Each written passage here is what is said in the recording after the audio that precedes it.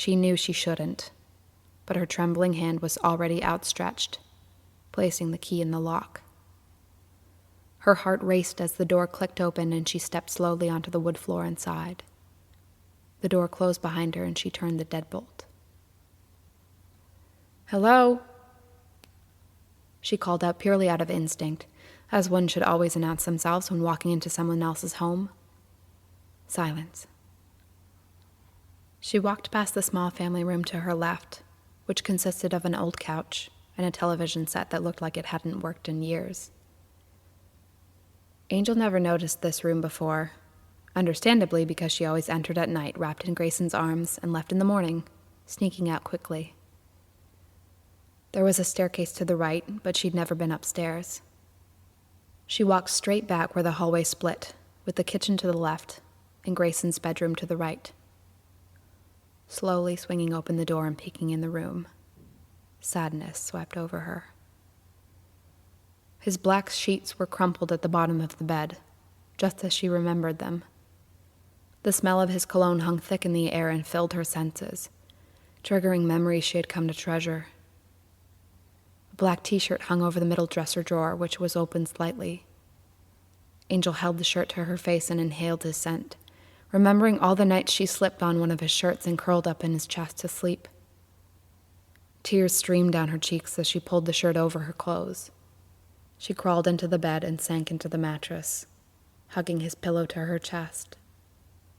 Sobs filled her throat, and Angel couldn't contain the anguish she felt.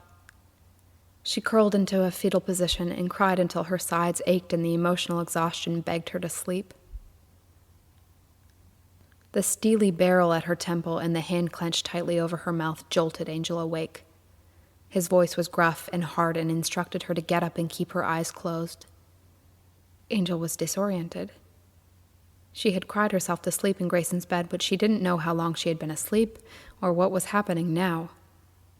"Don't make a sound," he threatened, pushing his hand harder against her face and pulling her backwards out of bed.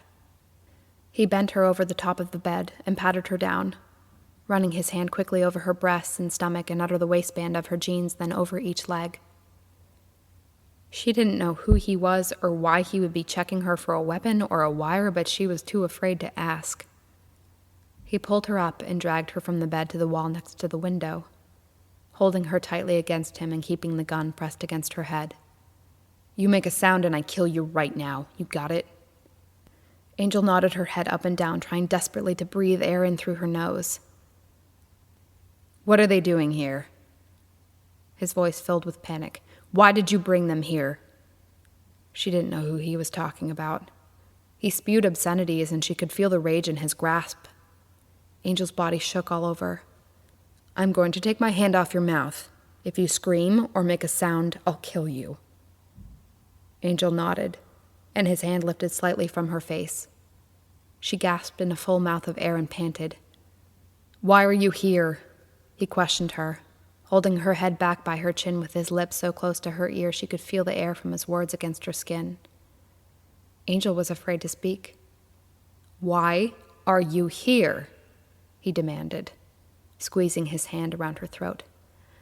"I don't know," Angel cried, and his hand tightened around her neck. "I wanted to be close to him." Angel broke into sobs. "You knew he was dead, so why did you come here?" He dug the barrel of the gun under her jawbone. "Tell me the truth or I swear I'll kill you." Angel's body shook violently. "I loved him," she wailed, almost incoherently before she went limp. She had said it, a phrase she never again thought she'd utter. "I loved him." He let her slide down the front of him and dropped to her knees, sobbing on the floor. "Go ahead and kill me," she begged. "Go ahead and kill me like I killed him." Angel buried her face in her hands and wept. He placed the barrel on the back of her head, pushing her face to the floor. "You move or make a sound and you're dead." The room went silent. Angel stayed motionless on the floor, with the sound of her sniffling and the rapid pounding of her heart ringing in her ears. Though he lifted the gun from her head, she could hear him breathing, so she knew he was still behind her. as her sobbing subsided. She could hear the voices of 2 men outside the window. They were talking, but she was unable to make out what they were saying. She was certain he was listening to the men too, and that these men were the cause of his panic. He reached down and grabbed her hair, pulling her head back.